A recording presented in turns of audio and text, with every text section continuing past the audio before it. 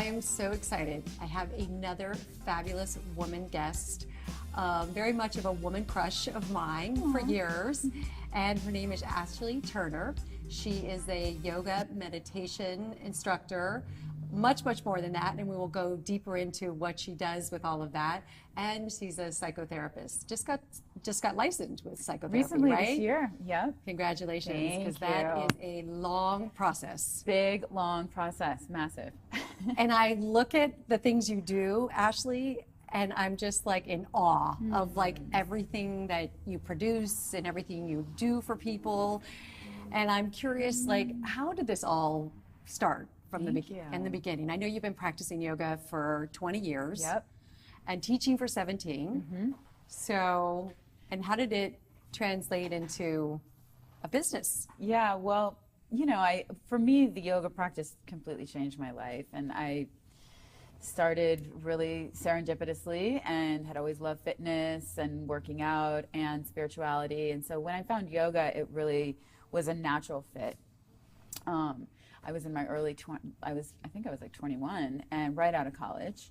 And I definitely didn't realize it at the time, but I was certainly depressed at the time. And, you know, living in Hollywood, I was acting, I had had some traumatic experiences in college and really lost my sense of self and had very low self-confidence and body image issues. And, you know, again, I didn't even know that to potentially name it, maybe mild depression, but all I knew is that when I started practicing slowly over the weeks and months, it really transformed me from the inside out. And I was finding my sense of self again. I was finding my confidence. I mean, everything from just probably the way I walked down the street, but it really was bringing back that sense of wholeness.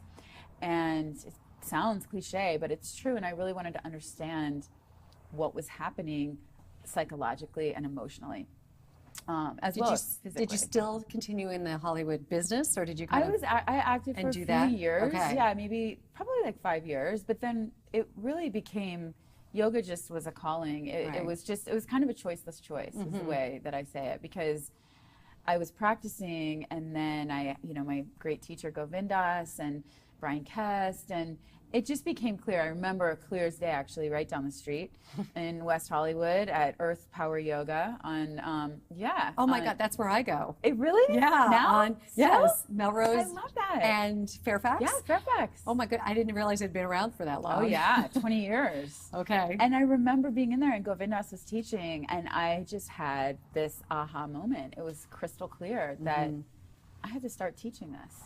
And if they can teach it, I can teach it, you know?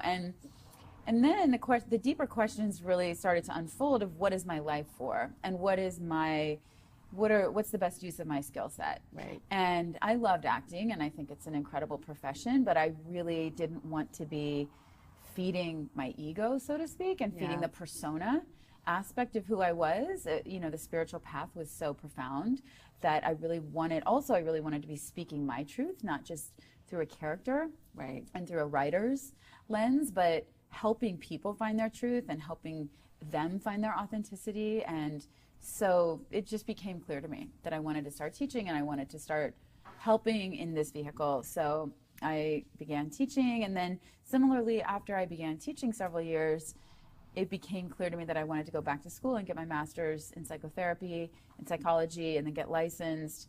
Now, why is that? Because yoga and psychology, why the combo of that? What interests you about the combo of that? You know, again, I saw the results of the practice, of the yoga and meditation practice, really healing me, really making shifts in my relationships, certainly with my relationship with myself.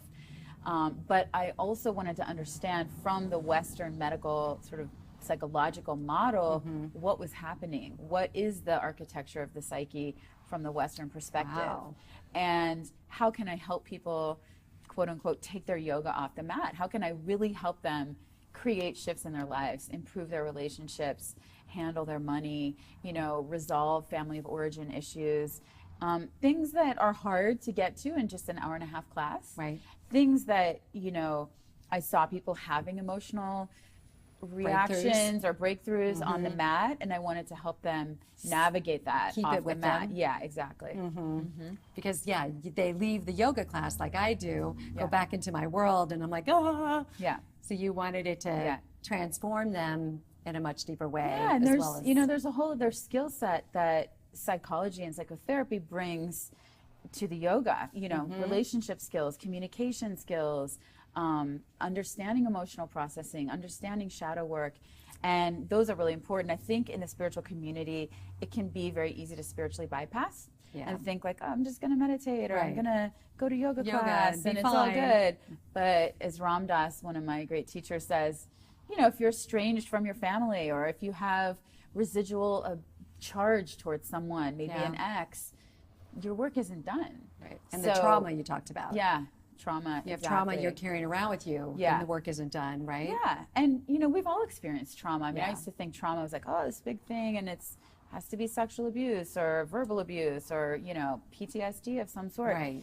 And that obviously is true, and we've all experienced trauma to some degree. The definition of trauma is anything that we experience that our nervous system can't process and handle in that moment. Yeah. So any kind of grieving, disappointment, small things that can be traumatic and leave an impact and an impression.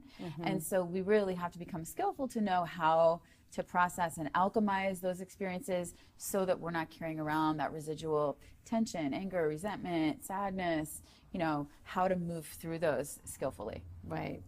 You talk about shadow work a lot, and can you explain, because I think most people wouldn't know what that means. Yeah, shadow work, it's interesting. People always latch on to that term. I think it has, some, real gravitas. Essentially, the shadow is a concept that was discovered by Carl Jung, a Swiss psychologist, of just the unconscious, those parts of ourselves that we can't quite see. If you think of your shadow, when you're trying to chase down your shadow, you're kind of always looking behind. You can't quite see the full shadow. Right. And even if you see the full outline of the shadow, you're just seeing an outline. Right. You're not seeing the literal reflection of self. So it's mercurial, it's just out of reach.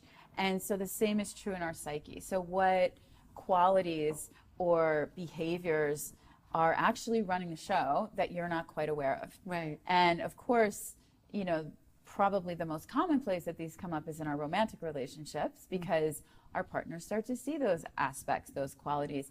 These are the things that they get irritated by, we get in fights about, or colleagues. And, one of the best ways to see our shadow is through the reflection of other people. Somebody else. Yeah. So what they are experiencing about us that we're actually not aware of, or we're not as aware of.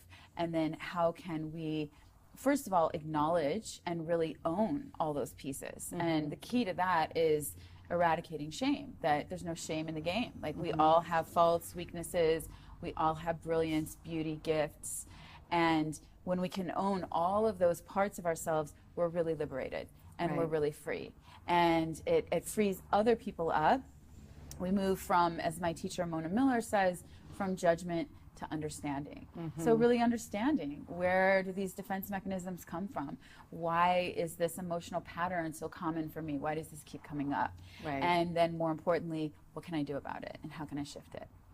So so people come to do yoga with you. I mean, how do you teach them all of this in a yoga class, or does it go beyond that?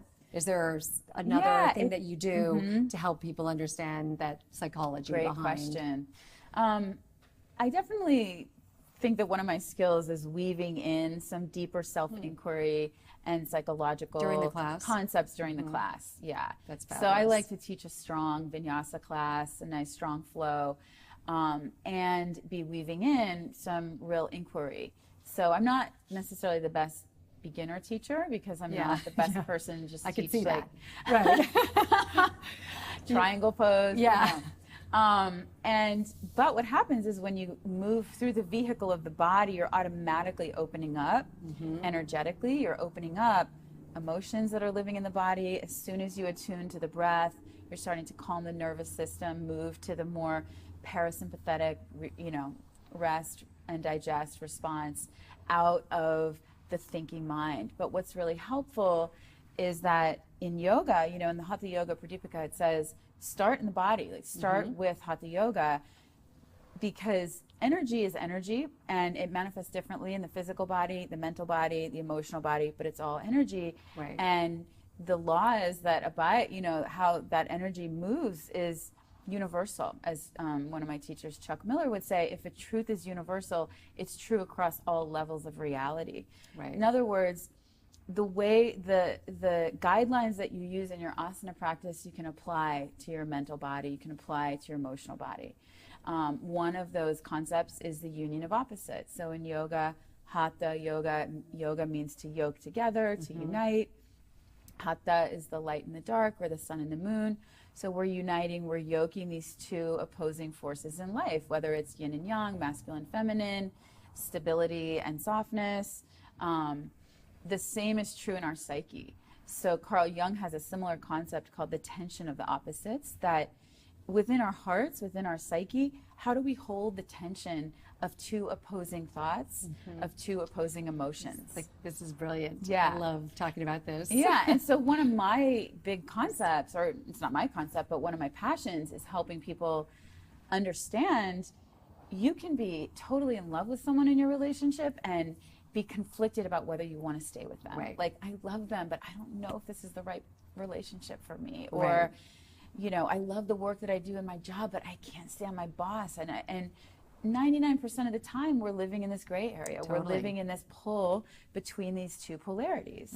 So much of the work is learning how to tolerate that tension and hold those two opposing thoughts or feelings at the same time, and not need to judge one or the other, make one right or one wrong, but just hold the space. And then Carl Jung's discovery is something called the transcendent function. Not to get too deep, but the concept is that we hold that tension long enough, stay with it, stay present to it, stay mindful. Eventually a third option will present itself. Like, eventually it will become clear What you're going to do. what you're going to do. And Okay. it may not be on your timeline. Right. I know that. Right. Exactly. And it may not come in the form that you think it's going to come. It may not come in words. It may just be a feeling. But you're saying it always comes if you're holding the space. If for you're this. holding the space for it in a non-judgmental way. Right. Yeah. And it takes Wow. a lot of skill to stay spacious and not It shut does. down in that constriction. I mean, you know, this is where anxiety comes in. Right. Like the fear, like the push to try to do something or want Make a to figure decision something or- out. yeah. A lot of the time in life, we don't understand the way things are, Right. and that's okay. So a lot of the work is changing our relationship to things, and how can we create more peace in being in that challenging situation, you know? So how many yoga teachers really combine what you have going on together? Is there very many of you out Well, there? you know, it's happening more and more, for sure. There's definitely a leading edge in the yoga world, and And this is where it's going? I think in a lot of ways there's enough people that have been doing yoga long enough Yeah. that I see the trend. I see the trend of people realizing, or the sort of collective unconscious, that yoga is not about the postures. You know, we know Yeah, that. It's more really than not that. about the physical practice, despite what you see on Instagram. Yeah. You know? And It's not about those beautiful girls just holding those poses that I could never do. Yeah, I my mean, God. that's it's beautiful, Yeah, it's it is dynamic, beautiful. it's inspiring in a certain way. It can also be intimidating. I Right. mean, it's a whole soapbox Right. for Right. me to get on. But listen, the physical is a doorway. It's a big gateway for people. Like I said, the physical is more accessible for most of us to start addressing the nature of reality, because we can see our body. We can see when we're out of alignment. We can feel it. We feel constriction. We can start working in certain ways more easily with the physical body, and again, then apply those tools to the emotional body. Right. Yeah. So you're teaching other yoga teachers. Yeah. Is it Yeah. other yoga teachers? The yoga psychology program, which I Yeah. think sounds incredible. Thank you. So that it's- just started a couple years ago? Yep, it's super fun. It's a program called Yoga, Psyche, Soul. Okay. And it's a training really for 3 different groups. It's a training integrating yoga, psychology, depth psychology, neuroscience, mindfulness. Wow. Yeah. And I know we have 6 modules that are I love all of them. We have Yeah. one module just on conscious relationship and sacred sexuality. one module on business and leadership training through the lens of yoga and depth psychology, one on meditation mindfulness. So one on the chakras. Be in LA to do it, or can you do it? We have via two online? versions. So we have a live training here in LA, which is unparalleled, because when you come together with people, and we really get into some very deep work together and very transformative work. It's life-changing. We do a sweat lodge in Malibu. And yeah, I have a lot of guest teachers come in. We do kirtan. We do trauma specialty. So anyway, we have the live training, which is 6 different modules, 6 different weeks throughout the year in Venice.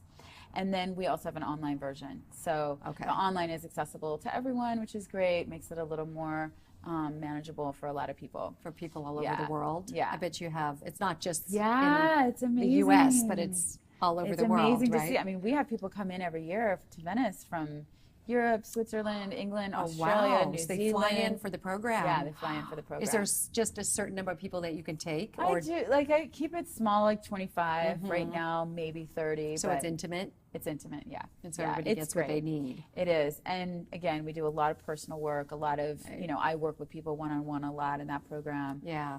It's for yoga teachers who want to get their 300-hour advanced training. So it's an advanced yoga psychology training.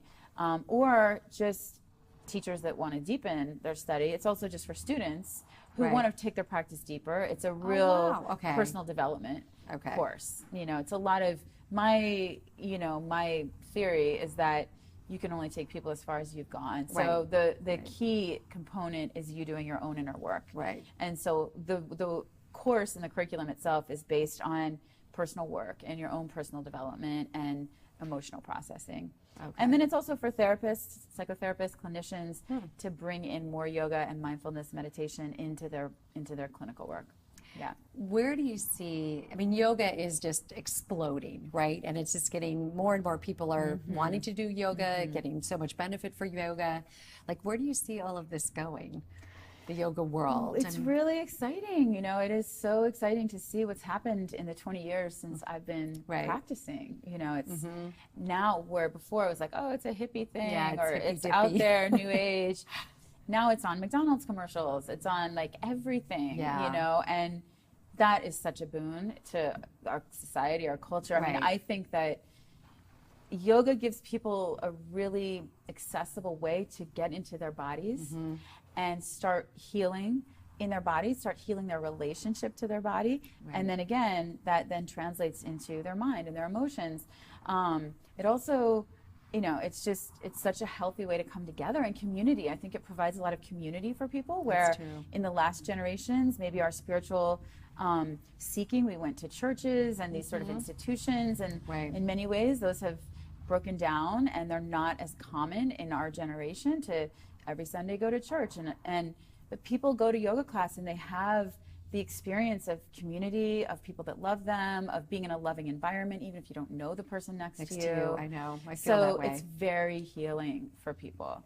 There is the love. You feel like when you walk into the class that you're right, there's a stranger next to you, but you feel like you know them. Yeah. It's such an interesting dynamic. Yeah, you're there with a common intention. And that's health and wellness, betterment, you know, mindful living. So I think there's some real, you know, again, leading edges in the yoga world. One is trauma resolution and really using yoga to help people recover from traumatic experiences. Again, whether that's abuse or PTSD. It's not my specialty, but there's a lot of people doing really interesting work with that, with addiction. You know, there's a Tommy Rosen, our friend, and Nikki Myers, many people doing a lot of work with addiction or eating disorders and using yoga, mindfulness. More and more. Yeah, more and more. As therapy, as part of the therapy process, right? I mean, that's so brilliant. I know my clients, I deal a lot with trauma. And that is one of the things I ask them, do you do yoga? Do you meditate? Do you, you know, do you get back into your body and give yourself that space? And a lot of them don't. They don't even know how to do that or where to begin. So, and just the breath. It's like, just follow your breath. Just follow your breath. So you are so well-rounded, and there's one other thing that I'm very impressed with is this urban priestess. Can you talk just a little bit about that before Yeah. we end? I mean, that Yeah. it sounds so sexy and sensual, and I love that. Is it? It is. Yeah, Urban Priestess was a program. I started teaching Urban Priestess workshops about over 10 years ago. Wow. I had done a priestess training, and the word itself and the archetype itself of the priestess really hooked me many, many years ago when I read The Mists of Avalon. And really this archetype, this way of a woman being in her full power, being in her sort of sovereign, queendom, and whatever that means for you, but really having the source of validation and power come from inside. So I started teaching Urban Priestess workshops through my yoga, weekend workshops. And then several years ago, I connected with my soul sister, Sienna Sherman, and we decided she had also done an extensive priestess training, different than mine.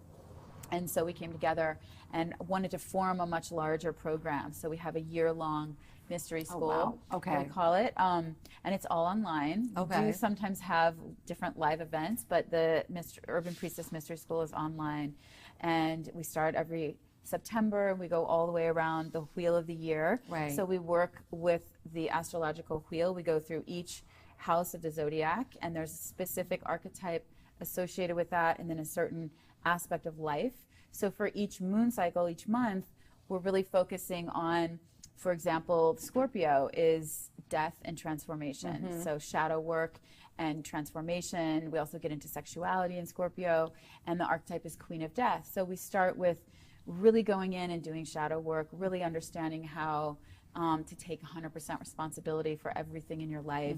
Then different Capricorn is finance and business. And so we really go into midwifing in your money and your finances and your career. Wow. And so we'll focus a whole moon on that. And then, for example, Taurus is the lover. So we have sensuality and sexuality and all kinds of different practices, rituals. I bring in a lot of the depth psychology and more practical sort of exercises. Sienna is an incredible mystic and a lot of ritual and embodiment. So it's a really nice weaving, and it's an incredible global sisterhood that's forming. It's exciting. Oh my God. Yeah. So is this the first online Urban Priestess program out there? There's a lot of, it's interesting. There's a lot of priestess programs that are kind of spawning, which is so great. From this? Or just have been? Other peers and colleagues of ours that have been doing their own training too. Right. And my teacher, Ariel Spilsbury, has an incredible school. I don't even know if she's teaching it right now, but a lot of people in that tradition. So a lot of different ways of approaching it, but women's empowerment, Right. really, So really important. looking at those areas where you're a little, lacking or weaker, and strengthening and really giving you tools from all different traditions to draw from. I mean, there's nothing more important these days than strengthening us women. Really, just and also, like you said earlier, just taking ownership for the things we're doing right and wrong, and feeling in our power. I feel like I see so many women that don't feel in their power. Right? And it doesn't have to be, oh wow, I'm powerful, I'm strong, and hear me roar. It's like that quiet, oh, I'm comfortable with who I am. I think that's a key shift, because I think the last couple of decades, the version of empowered femininity was sort of a masculinity. Exactly. And now we're really shifting into, how do we really stay in our feminine? How do we really stay in that softness and that receptivity, and integrate from a very empowered place and our strength, the strength receiving, as one of my teachers, Mark Whitwell, says. Receiving is hard for women. Isn't it? It's a big shadow for women. Admit it's hard for me. We tend to overgive. We tend to put other people always before ourselves. Self-care is so important, and really just knowing that we're supported. We're supported by the universe. We're supported by each other. Reaching out, asking for help, being vulnerable. So you have so much going on with all these programs and teaching, and so what does the future hold for you? What's the next thing? Are you just happy with everything that's going on at the moment? Things are definitely thriving. I think for me, one big growth edge is, just understanding how to be a more effective entrepreneur Okay. and be a better businesswoman. So the business side of The things. business side of Okay. really, we have an incredible team, and for myself, I never worked at a company. I never worked in a corporation. So understanding systems, understanding how to manage my team, understanding how to delegate. I need a lot of work in my communication with my team. Like, I'm not that great at it. So Right.